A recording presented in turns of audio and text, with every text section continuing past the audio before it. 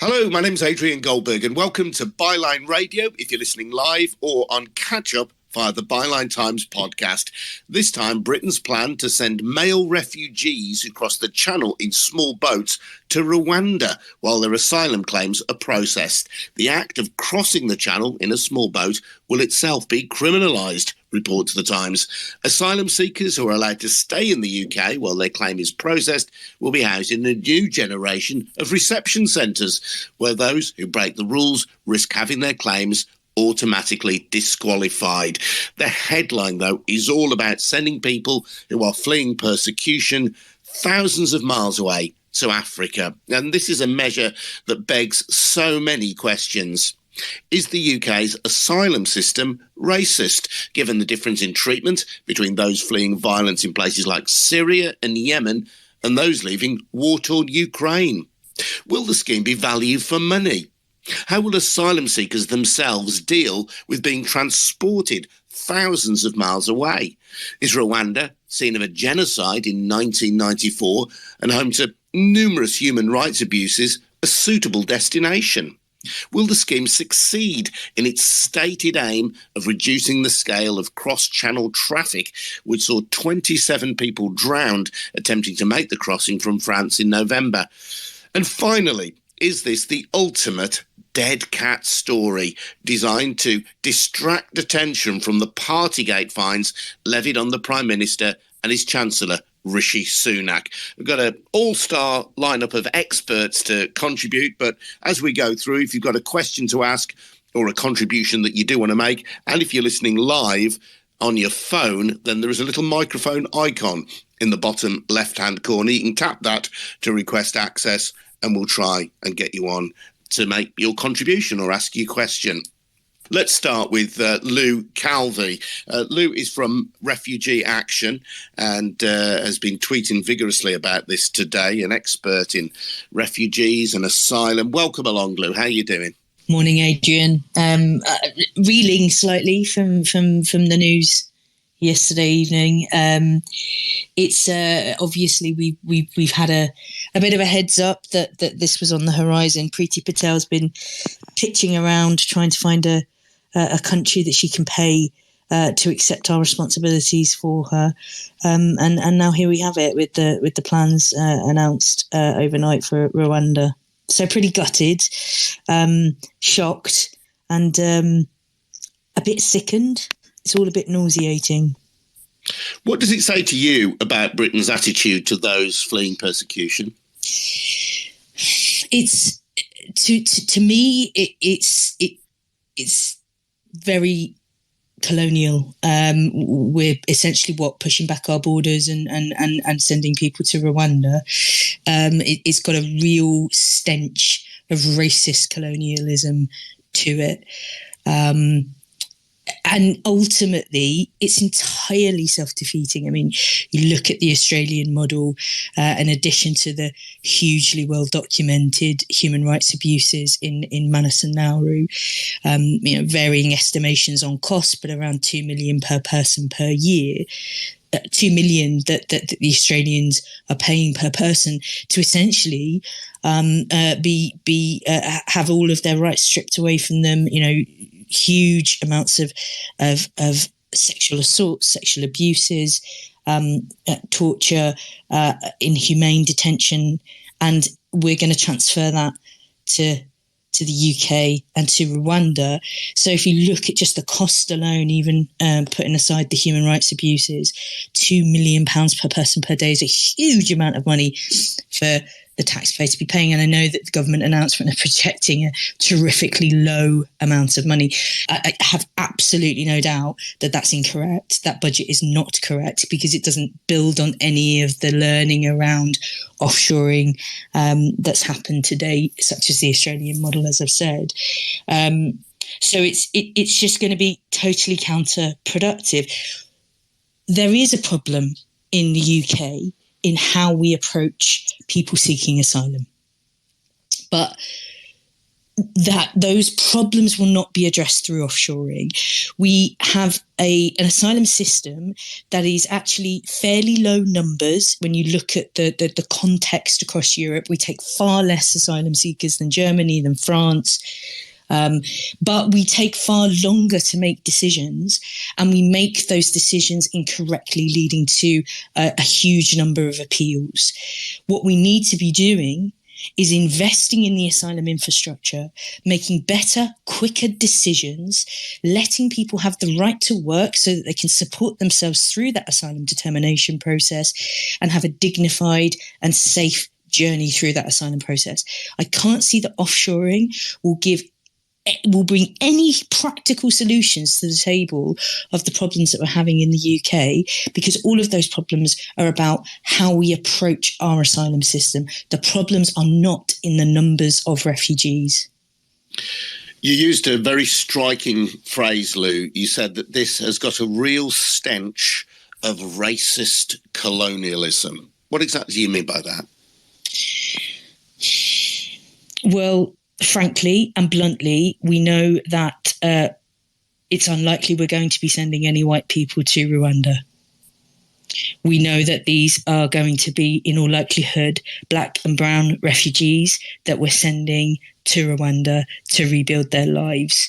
The United Kingdom has an awful and very bloody and violent colonial history that is still... We're still feeling the ramifications of that in our society today in terms of the amount of racism that people suffer. At this moment, deciding that we're going to send black and brown refugees back to Rwanda or whatever country it is that they can negotiate to give some money to take those refugees feels absolutely unconscionable and completely out of pace with what we've seen in terms of people wanting to open their homes up to refugees. So only 3 weeks ago, we had our government saying, open your homes to refugees. Why? Because they're white European refugees. But black and brown refugees, we're going to what? Send them to Rwanda and pay the Rwandan government to do that for us, to meet our responsibilities for us. I think, it does have a real stench of racist colonialism. And Rwanda itself is, in the eyes of many people anyway, a problematic country in that there was a genocide in 1994, and okay, that was nearly 3 decades ago now, but it is a country that has been criticised in recent times, including by the British government, as I understand it, for human rights abuses. Yeah, absolutely. I think it was only last year that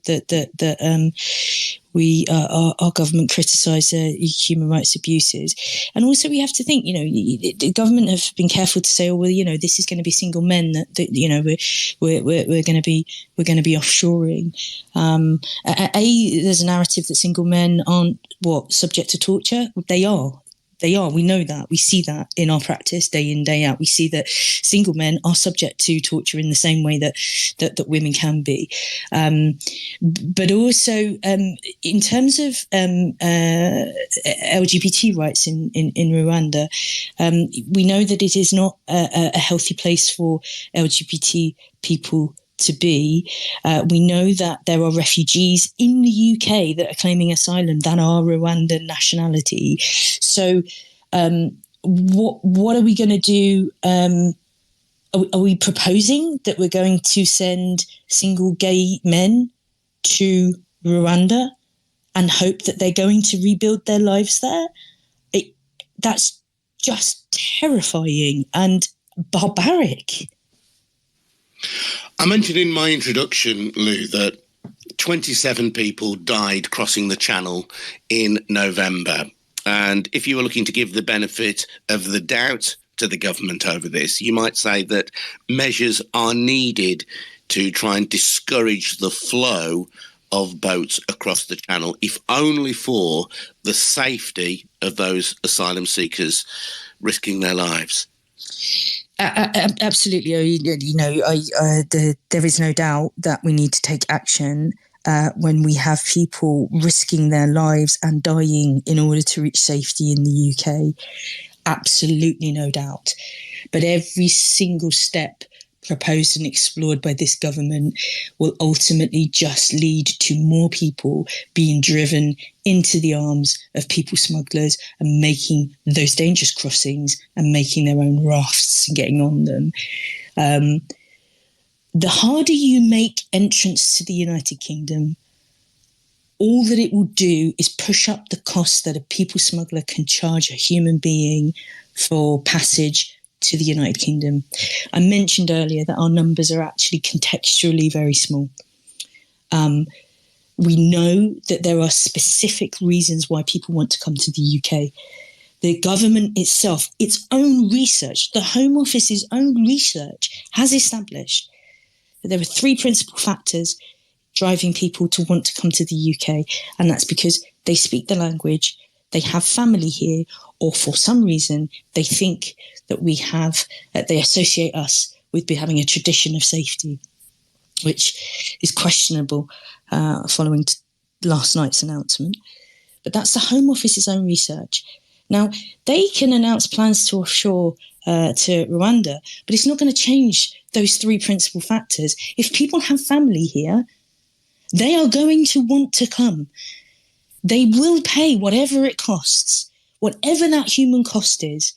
They can't make it more difficult than they're currently making it, and still people are coming. We have to acknowledge the reality of the reasons why some people want to come to this country and offer them safe routes. I completely agree that action needs to be taken to prevent people from being in dangerous situations. So let's root that action in the reality of the situation, in the reality of the situation that the Home Office's own research has established, and let's offer them safe routes. There is a political dimension to this as well, isn't there? I know that Priti Patel, in fairness to her, has been discussing the question of possible offshoring of asylum applications in countries like Rwanda. Rwanda isn't the first choice that Britain has sought to do this in, but it has been an ongoing Home Office desire for many months now. So it would be unfair to say that it has just come out of nowhere. Nevertheless, given the fines on Boris Johnson and Rishi Sunak, his Chancellor, there is something of the dead cat about this, isn't there? The distraction that this will cause and take attention away from Boris Johnson's own misbehaviour. Yeah, I mean, I think that you're right. This isn't, this is not a massive shock to us. We, as I've said at the start, we've seen for the last little while Priti Patel, going around trying to hustle a poorer country to take money from us in return for meeting our obligations to the world's most vulnerable people. I think there are three principal factors for the timing of this announcement. I think Partygate is certainly one of them.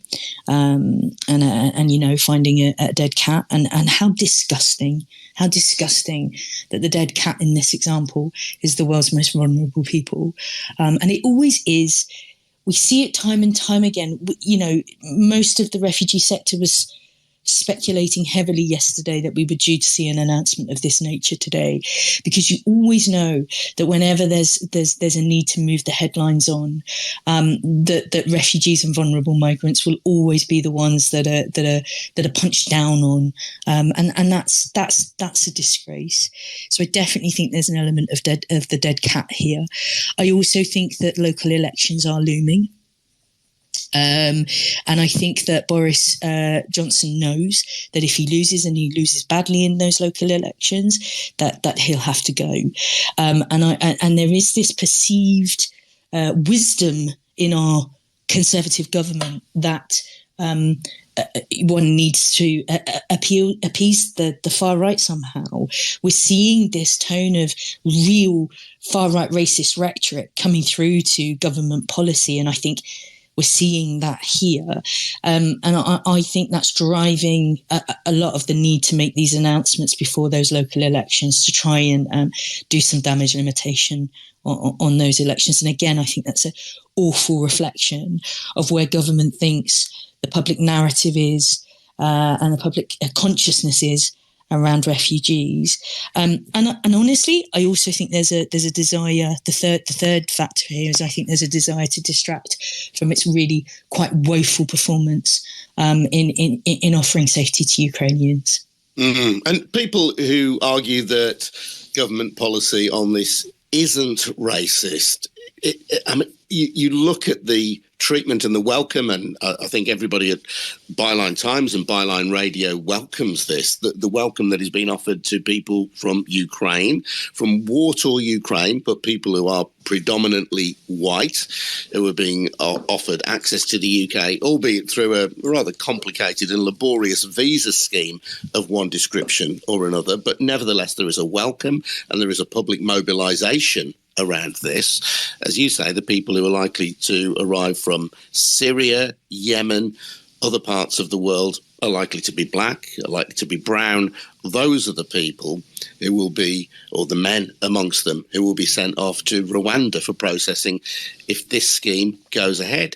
The distinction in practice, the distinction in rhetoric, it really is very difficult to avoid the conclusion that this is anything but a racist policy. Exactly. It's unavoidable. It's unavoidable here. You just look at what's playing out in front of us. White European people from Ukraine being offered, allegedly, supposedly offered safe routes to grab headlines. We saw in Ukraine black and brown people, minoritized people being literally prevented exit at border, being treated awfully at border. Very direct scenes of racism in that part of Europe. And then when you play that out into our policy response to different sets of refugees, here we have bespoke policy responses for European Ukrainians, predominantly white Ukrainians. We've got a war that's been raging in Yemen, and we've offered nothing. Absolutely nothing. How can you avoid the narrative that this is built on race, that these different responses are built on racism and xenophobia? I do not believe for 1 second that the vast majority of the voting public are motivated by racism. But I find it insulting that our government seems to think that they are, because I have no doubt that they're proposing, they're taking these steps in order to, as I've said, to try and gain momentum in the local elections coming up. Lou, appreciate your time. Thank you very much indeed for joining us. That's Lou Calvey from Refugee Action. Very calm, very considered, very clear in what she said. What a really striking phrase that was, though, suggesting that the government's policy over potentially, anyway, we'll wait and see if it really happens, but potentially processing migrants offshore in Rwanda. It has got a real stench of racist colonialism, says Lou. My name is Adrian Goldberg. You're listening to Byline Radio from the Byline Times. We don't have any paymasters. We don't have any corporate interest telling us what to say. We are funded entirely by readers and listeners. So if you want to support our work, please hop over to our website, bylinetimes.com. There you'll find out where you can get a subscription to the Byline Times, which is a brilliant monthly newspaper edited by my colleague Hardeep Matharo. If you take out a subscription to the Byline Times, then not only will you get that brilliant monthly newspaper, you'll be supporting the work of the website, Byline TV, Byline Radio, and the Byline Times podcast, where you may well be listening to Byline Radio on catch-up. So, as I say, that's where to go if you do want to support our work. Take out a subscription to the Byline Times via bylinetimes.com. If you do read the Byline Times, you will be sure to come across the writings of Sian Norris, who joins me now. She's Chief Social Affairs reporter. And Sian, you've got some knowledge, I know, of the Australian version of offshoring refugees. Tell us a little bit about that, please. So back in the day, before my time as a journalist, I used to work as a charity copywriter, and I worked in 2014 on a campaign for Amnesty Australia to try and end child detention on Manus Island. So Manus Island was an offshore processing centre set up by the Australian government on Papua New Guinean territory. And what happened was vulnerable people from mostly Sri Lanka, from the civil war in Sri Lanka that had raged for such a long time, who were seeking asylum in Australia, they would be sent to this camp on Manus Island. And at the point I was looking at this campaign, it was for men, women and children. And what happened was Amnesty Australia sent me and my colleagues these illustrations that children had done from Manus Island, and I'll never forget them as long as I live. They have stayed with me for all of this time, because every single child drew a huge angry sun. And obviously children always draw pictures of the sun, but these suns, they were just massive. They were really hot. You could just feel the kind of oppression of the sun in these pictures. And it really made you realize that these children were stuck in this sort of barren landscape, hemmed in by wire fences, a sort of concrete floor in these camps. And the other thing that and the sun would just be beating down on them day after day after day. And the other thing that these children drew were like pictures of men crying. And it was just looking through these illustrations, they were childish illustrations. They were like ones that your own kids would do, or, pictures that my niece would do, but of these really distressing images of these huge suns, this hot sun, and these men crying. And you just were like, these are children. These are children who have fled a civil war, who just want to have everything that another child has, to be able to run around, to see their parents happy and smiling, to not grow up surrounded by this heat and this barrenness and this trauma. And I mean, thankfully that campaign worked. They did end child detention in Manus Island. And I know that the Home Office has been very clear that if we go ahead with this offshore asylum processing policy, that it is for men only. But I feel it's a dark day for human rights in the UK to be reminded of those illustrations and to think that this is the direction that our country is going in. I think it's a dark day. Kathy, who is listening to us, has just retweeted something from Joe Pike, who is a Sky News political correspondent. Joe reminds us that in 2015, and thank you, Kathy, by the way, Joe reminds us that in 2015, UK judge Emma Arbuthnot refused to extradite 5 men to Rwanda because she argued that it is an authoritarian, repressive state. It stifles opposition, and it's suspected of threatening and killing opponents. People are tortured in secret camps, and it no longer has a free press. So this is the place of refuge to which we are sending people, admittedly, as you say, Sian, not children, but this is where we're proposing to send men who are fleeing persecution. I think it's really shocking. And the other, Australia has been raised as a kind of the dark example of offshore processing. But I think there's another case study which is worth looking at. And that was that in 2013, Israel started to take people seeking asylum from Eritrea over to Rwanda. And there's a really interesting piece of research by the University of Oxford that found that when they arrived in Rwanda, they weren't provided with a chance to claim asylum, and many of the people ended up leaving and falling into the hands of people smugglers in order to make it back to Europe. And so we have these kind of 2 examples of offshore processing where it's been a human rights disaster, a human rights failure. And I think there are very real human rights concerns about the country, about Rwanda. We know that this is a state where there has been allegations of torture against individuals. We know that there are allegations of a lack of free press. We know, as Lou said, that there are issues for the LGBTIQ community. So again, it's like this notion that we've had of global Britain post-Brexit, that we will be this kind of making deals with other countries about trade, about rights, about, now it seems, about our asylum policy. But actually, what are the backgrounds of these countries that we're working with? And do we really want to be holding hands with countries that have these records of human rights abuses? Although now, in my view, offshore processing is a human rights abuse in itself. So do we really have the moral high ground here? I don't know. Sian, thanks very much indeed for your contribution too. Thank you. Really good to hear that. Very interesting and particular insight that you had to offer.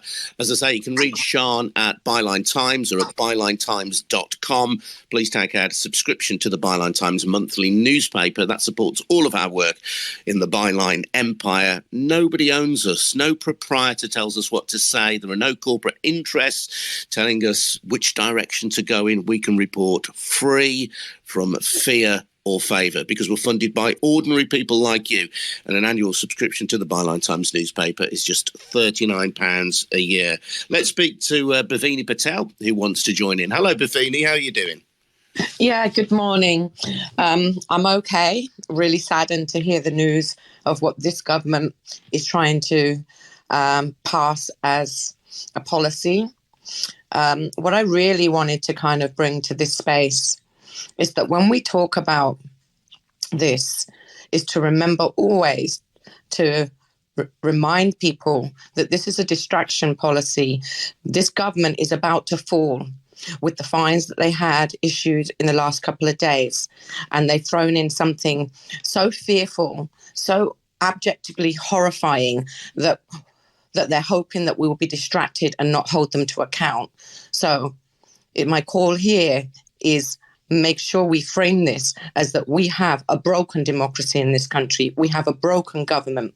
And this is just another example of the many, many failings of the government, and that this government does not speak for us, because the majority of this country no longer believes in this government.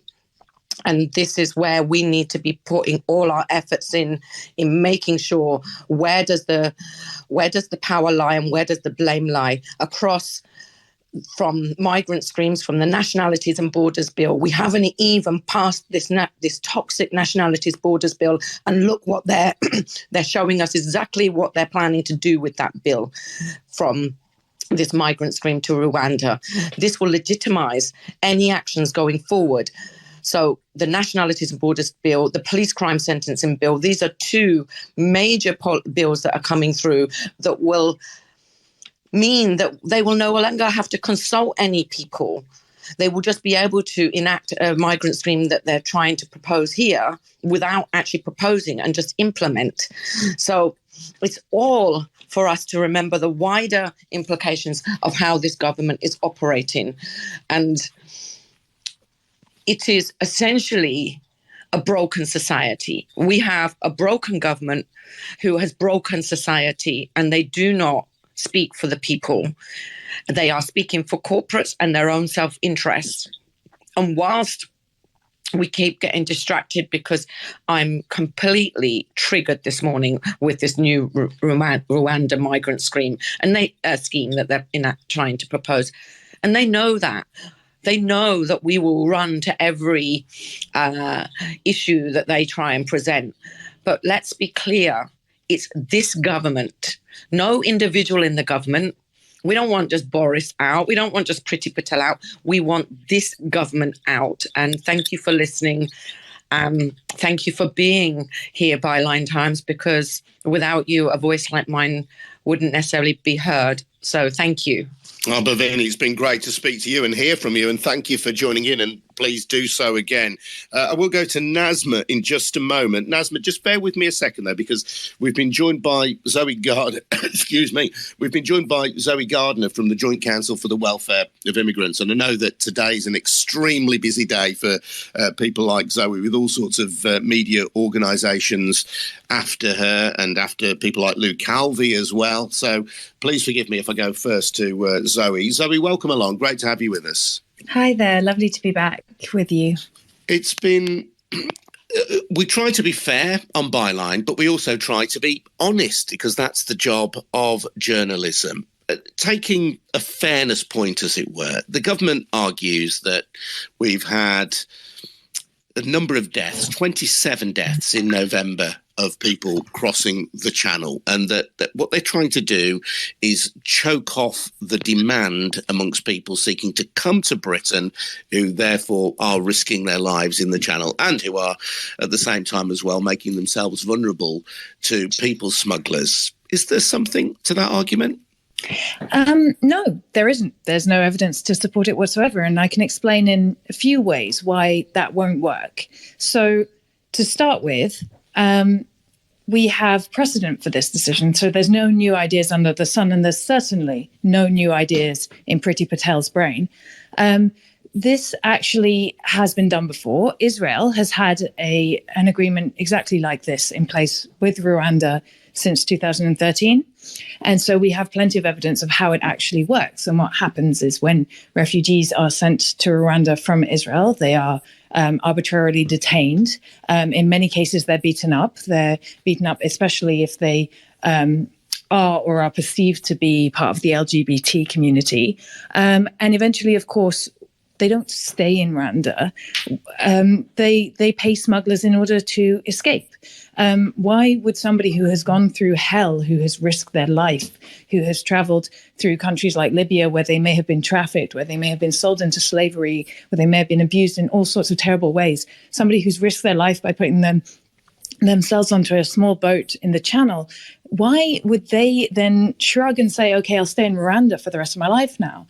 Of course they won't. This is just funneling UK taxpayer money, huge amounts of it, back into the smuggling trade, creating a new and very lucrative smuggling route for criminal gangs to exploit, to bring people back out of Rwanda so that they can eventually find safety. Because ultimately, none of these harebrained and cruel and despicable suggestions will ever make refugees simply disappear. That doesn't happen. And another way in which, I'm sorry to be going on, but it really is such a ludicrous argument that this is tackling smuggling. They're talking about, for the time being, I mean, who knows, sending men who arrive on these small boats to Rwanda. So, the women and the children, there's far more incentive for them who normally have been protected by sending the men in advance, for sending the men who are more hardy, who are more able to make those dangerous journeys. They send them in advance. Well, now that incentive to send men in advance is being taken away. There are just as many men, women, and children who are forced into displacement around the world. What we're going to do is incentivize more women and children to get onto these boats, to then get the men to join them later. It's absolutely backwards. It's not going to prevent smuggling. It's only, as ever, going to be the criminal gangs of smugglers who are rubbing their hands with glee at more money they can make from this government's horrible, cruel, hard border regime. Bhavini Patel, who's listening in and made a contribution a few moments ago, Zoe, said that we shouldn't get distracted either from the fines levied on Boris Johnson and Rishi Sunak. I mentioned to Lou Calvey from Refugee Action earlier that, in fairness to the government, that there has been a discussion about this. In fact, they've tried other nations and asked other nations to be the processing centre before Rwanda. So this hasn't emerged entirely out of the blue. But how much is the timing of the announcement, do you think, designed to distract attention from Boris Johnson's law breaking? Well, I have to say that Bhavini has a point. I mean, it would be very naive to think it's a complete coincidence that yesterday we were talking about the pressure that the Prime Minister was under to resign because he's broken the law. And today we're talking about them foreigners again. So I do think that the announcement has been timed carefully and deliberately. It's also in advance of the local elections. It's throwing some red meat to the base. But of course, yes, this plan has been underway and it's been trotted out in different forms to grab the headlines several times already. So, we always just keep going back to the tired old, what's it going to be this time? Is it going to be wave machines in the Channel? Is it going to be, sending people off to Rwanda? What's it going to be the next story? And then, Boris Johnson's about to make the announcement. I've heard people say, oh, well, we'll find out the detail then. I'm sure we won't find out the detail then. So, they may have just been able to sign this deal, and so that it is the culmination of a lot of time spent, and it has been in the works for a while. But the decision to announce today, where the detail is clearly lacking of how this is supposedly going to work, and I might add, of course, it can't work really. That is really about taking the pressure off the Prime Minister and pointing the finger back at the desperate foreigners, the few thousand people that we could so easily accommodate if we made that the priority to let them rebuild their lives here in safety.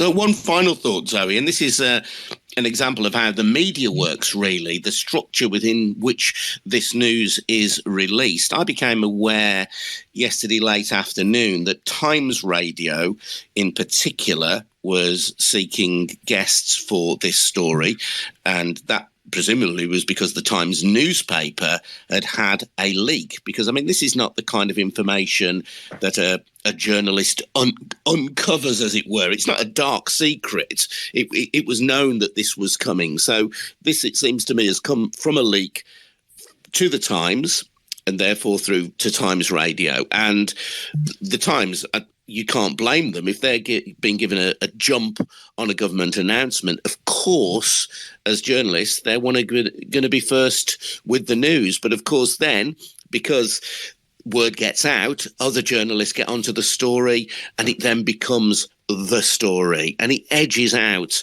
the Partygate fines situation. And it's just really an insight, I think, into how the media works and into how politics works. But just throw something out there, leak it to a preferred source. Others then don't want to get left behind. That's an entirely reasonable journalistic instinct in normal circumstances. But of course, it does ensure that the other story disappears or becomes much less prominent. Absolutely. I think you're so right. And I think, it does say something about also our sort of 24-hour news culture and how all of the news is breaking. And it's so important to be the first person with the hot take on Twitter to get as much clout as possible. I think all of this sort of plays into it to a degree, but we must never lose sight of the fact that what we're doing here is, we're enabling politicians to play football with the lives of some of the most vulnerable people in the world. We've seen people drown in the Channel, men, women and children. Their lives were worth as much as yours or mine. And, we must not lose sight of the fact that we are being manipulated in these ways, and we must keep at the forefront of the conversation. I'm really glad we're talking about it now, how this is really about saving the Prime Minister's skin. And really it's nothing new, because it's always been about blaming refugees, blaming foreigners, blaming migrants. At one point it was Polish plumbers. At another point it's people crossing the Channel. Another point it could be another group. There's always going to be a scapegoat. At one point it's people living in poverty and having to rely on benefits. There's always going to be a group that we can shout and say, no, look at them. But we should be holding the politicians who run this country to account. We have a cost of living crisis. We have poverty going through the roof, food bank use soaring. We have an energy crisis. These are all issues. And of course, we had, government officials, the head of this government, breaking the law during the lockdown when we were all suffering as a country. And we absolutely should hold them to account, and we should show them what we think of them on the 5th of May at the local elections. Zoe, thank you very much indeed for taking part. That's Zoe Gardener from the Joint Council for the Welfare of Immigrants. And I should say, if there's any Conservative MPs or councillors or supporters listening and who want to support this scheme, I would love to hear you, genuinely. I certainly don't want to hear from any racists, thank you. But if you can put together an argument for the outsourcing of asylum seekers, of male asylum seekers to Rwanda, I'd really love to hear from you. We are open to debate and discussion here on Byline Radio. Really appreciate Zoe taking time to talk to us on Byline Radio. Let's get a word with Nazma. Hello, Nazma. Welcome to Byline Radio. How are you doing? Hi, thank you so much. And I just want to say a big shout out to Bylines. I can't wait for the time that you become mainstream media. Excellent work. If I remember rightly, you were the ones that broke the PPE fiasco when no other media were actually picking up on it. So, big shout out to you. And if people can subscribe, please do, because like they said, they speak the truth, and we need media speaking the truth, because at the moment we're being fed so much rubbish. It's almost like, you know, fake news is everywhere. So that's just I'm not getting paid for that little plug-in, just to say. But no, well, that's very kind of you. I'll let you eulogise. That's fine. Big up to Byline. But on this, absolutely fuming. But to be honest, like many speakers have said before, it's becoming it's becoming the Conservative way of doing things. You know, as soon as they're in hot water, bring out a story of migrants, refugees. The last time something like this happened, it did sort of backfire. RNLI got huge donations, so I'm hoping this does backfire as well. But just a few things I want to say on the fact of this is, I just don't understand what the Tory government's problem is. It's that the issue is they're not processing people properly or quickly enough. People arrive, they've got no system. The Home Office is in a mess. That's their problem. And they've had 12 years to sort this out. And instead of trying to sort their mess out, they're trying to just pass it on. The difficulty is what's going to happen is, at least if they're in this country, we can hold them accountable of the processing on how they're doing it and things like that. As soon as it goes offshore, it's going to get worse. We won't know what's happening. And like Zoe said, people are going to get through the net. They're going to pay smugglers to run away. They're going to be harmed, beaten up. There's a lot of things that can't happen here because obviously we still have some sort of laws, and we do have charities and brilliant organisations looking after the refugees and asylum seekers. But once it goes abroad, that's it. You know, we've lost all hope of even, you know, finding out what's going on. So we do have to fight this. I just don't understand, you know, I mean, to be honest, I do understand, because we know the Tory government's racist, and we also know they think this is going to be an election winner, you know, whether it's the May the 5th or whether it's in the January elections. But one of the things that I do want to say is this sending the men abroad, sending the men there and you're splitting families up. So not only are these vulnerable people going through so much, you know, mothers with babies crossing the channel and things like that, you're then splitting the family up, making it even worse for them. The Tories haven't got a plan. They're scrabbling. It's almost like they're just grabbing at straws. And what's really interesting, and I didn't know this, is the fact that Israel used Rwanda. Now, we know Priti Patel's got some sort of link with Israel. I mean, she got sacked for having secret meetings there. It's really interesting that other countries have refused this, but she's gone to Rwanda, which Israel used. So again, what's going on underneath there, all this murkiness and things like that. So I think for me, and I think one of the early callers said, let's not be yes, it's an awful story and we must keep on top of it. But remember, we've got a prime minister that's broken the law. We've got a chancellor that we don't even know whether he's British, whether he's American, whether he's Indian. What on earth was he up to? Was he legal? You know, was it legal when he became chancellor? What is he doing? What's the government doing? There's so much. Yeah, I think Nasma, I think it was legal when he became chancellor. I think the question mark was about whether he still had a green card, which gave him dual citizenship with the United States. Because if you have US citizenship, you are supposed to renounce other citizenships, but there's nothing in Britain that prohibits you from having a British citizenship and US citizenship at the same time, as I understand it. But you make some very interesting points, and, you know, who knows what murk lies beneath. Thank you very much indeed for joining in. I will go to make Wales a poverty-free zone in a moment, but Bhavina, you wanted to just make another comment, I think, Bhavina, yeah? Yes, please. Thank you. I really want to reframe something here in so much as it's not a cost of living crisis. It's a wealth distribution crisis. We really must reframe our language of what this government is doing to the population here and to the people that are needing rescuing from abroad, right? We have a wealth distribution crisis.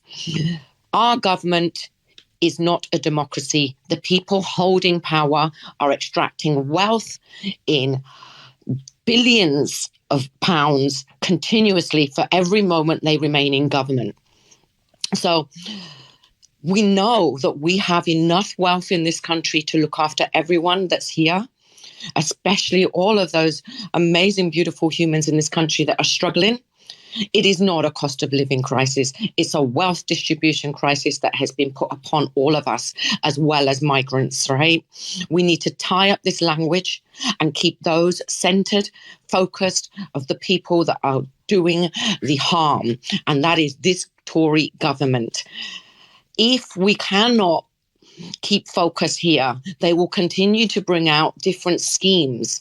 And as long as we allow this government to remain in power, multiple schemes like this will continue to emerge, especially without any consultation, because the police crime sentencing bill and the nationality supporters bill will mean that even having this conversation on radio in a free press will be illegal. So, all right. Well, Bhavini, let's not go too far down that road. Things may be, there may be threats to what we regard as our traditional freedoms to protest, but I don't think anybody has yet suggested that we can't have discussions like this in a space like this. But I appreciate your call and I appreciate your passion as well. Let's speak to Mark. To somebody whose Twitter handle is Make Poverty in Wales. Go on, complete the rest for me. Oh, I can't remember what the rest is.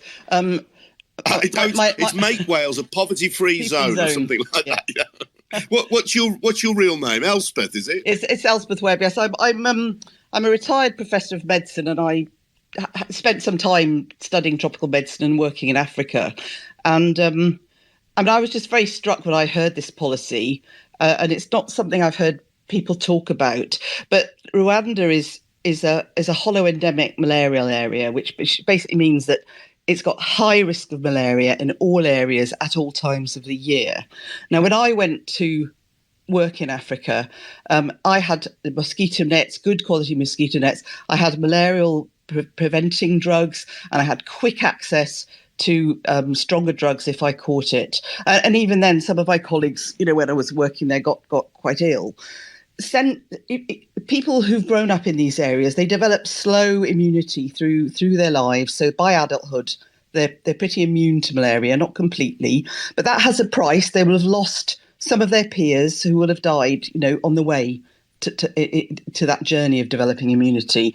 Now, quite a big proportion of the men that they're talking about sending to Rwanda are coming from areas where there is no malaria. Afghanistan, Iran, most of the Middle East, there's no malaria. So you're basically sending completely non-immune adults to a hollow endemic malarial area without access to good healthcare. And it's tantamount to a lot of them will die. And the ones that don't die will get sick a lot and repeatedly. And essentially, we're creating death camps. I mean, it's death by neglect and disease rather than murder, but death camps just the same. And to me, this is a completely openly fascist policy. I'm not hearing the Labour Party being very noisy about this. And I'm a member of the Labour Party, but if they put their red wall votes above this, they choose not to unequivocally oppose this, I just think we're lost. As a country, we've just lost all decency and all decent values. I'm obviously by my age, I'm someone who grew up in the 60s and 70s. They weren't perfect times, but it was a time when I remember people aspired to be decent, to be fair, to treat people kindly. And I just cannot believe that I'm living in a country where privileged, educated civil servants and politicians have developed such a policy. It's just mind-numbing, actually. So I just wanted to make that point that nobody's talking. No, well, listen, Elspeth, I'm listening spellbound, quite honestly, because I've not heard anybody else make that point in the numerous discussions that there have been in various media. You are somebody who is an expert in this area. You've been to the area. And I'm struck that what you're saying is that people who travel to Rwanda because of the presence of malaria, who travel there who don't have immunity, are likely to die, and likely to die in some numbers, and they will die because of the actions of a British government. Exactly. And I think people aren't mentioning this because they're probably, like you, not aware. And if if you haven't done tropical medicine and if you've not worked in an area like that, you won't be aware. But Rwanda is, a very highly malarious part of Africa.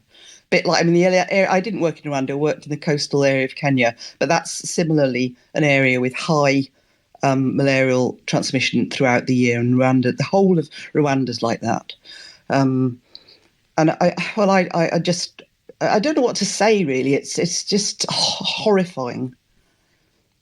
Elspeth, really appreciate you joining in, though. Thank you. And that is some real expertise. And I love it when people who are just ordinary, for the sake of a better word, ordinary callers phone in with real insight and real expertise and knowledge, which Elspeth clearly has. Let's speak to Dan. Hello, Dan. Welcome to Byline Radio. You all right?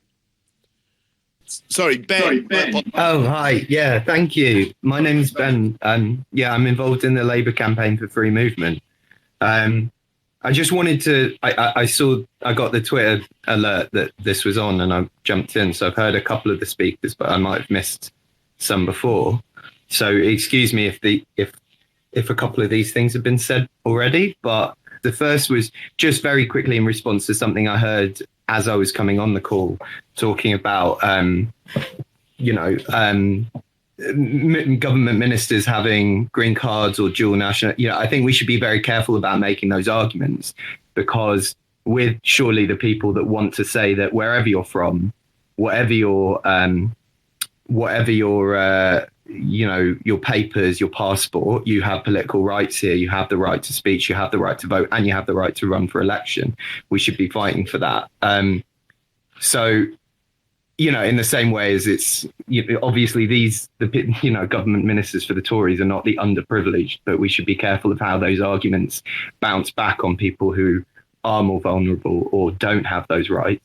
But on the actual topic at hand, so somebody said, once people have been taken to an offshore processing centre, they're out of reach of our scrutiny. And that's true. That's why they want to do this, I think. It's one of the main reasons they want to do this. But we have to be thinking about what we can do. So we need to be now, I think that the migrants' rights movement in this country needs to be making links, looking at who we can speak to. They're campaigners in Rwanda, and also thinking about, well, they can pass a law, but people only get transported and only get detained if the people who work for the British government, the airlines and the Rwandan government cooperate. And we've already seen that the PCS is talking about going on strike against pushbacks in the channel. We need to be talking to our colleagues in different trade unions, in the airline unions, in the civil service union in Britain, and in Rwandan trade unions, to say, okay, what can we do to put spanners in the cogs, right? If the airlines won't take off, if the planes won't take off because the pilots and the stewards won't transport people, then people won't be moved. If Rwandan trade unions go on strike, then Rwanda won't be able to fulfill their side of the deal and detain people for Britain. I hear what you're saying, Ben, that this can only happen if people are, in some sense, complicit with the policy. But if people work for an airline, if people work for the border force and their income and the food that their family eat is dependent on it, and it's an official government policy, I'd suggest that people will find it very difficult to resist. I mean, there may be some brave souls who will do that and maybe risk losing their jobs as a result. Many others will, I suspect, shrug their shoulders. They may disagree with the policy, but will rationalise it, that this is a legal thing that has been supported by the government of the day and that it is their job. That I suspect is how most people will see it if we get to that stage with this policy. Absolutely. This is not to say it's an easy thing to ask of people, or that it will be easy to win. But, we are at a point where the PCS, the Civil Service Trade Union, are talking about going on strikes against pushbacks. So we see a willingness there. And what they need is, I know it's not in our sort of default position to be in solidarity with people who work for the Home Office. We're going to have to go into that uncomfortable territory for those people that are willing to stand up to say that we're with you, and that the organisation and in the unions is what's going to protect them. It is the case that hundreds of deportation flights from various European countries have already been stopped because pilots ground the flight. So that's one key avenue. So, it's not without hope. I'm not saying it's impossible, but it's our job to see if we can make that happen, I feel. It remains to be seen whether this is a legal policy or not. Boris Johnson has said that he does expect legal challenges to it, and I expect that there will be. Britain does have obligations under international law and because of international treaties and charters that it has signed. So whether this will comply with those, I think very much remains to be seen. And there's been a suggestion as well that the people who apply for asylum will be applying for asylum in Rwanda, and Rwanda will therefore be the country where they are granted asylum if their application is successful. So it doesn't automatically follow that having been processed in Rwanda, that they will then be allowed to come to the UK. What that means for their families, who, as people have suggested, may already be here, who knows? So, there are so many question marks, still so many holes in this policy. It remains to be seen where we go with that. I just want to finish with a tweet from my colleague Adam Bienkoff. Adam is the Westminster and political correspondent for Byline Times, and he's got a picture of a gentleman wearing Royal Air Force colours. He's standing next to a plane and he's got, I think, 3 stripes on his arm. So this looks like a World War II picture, somebody who served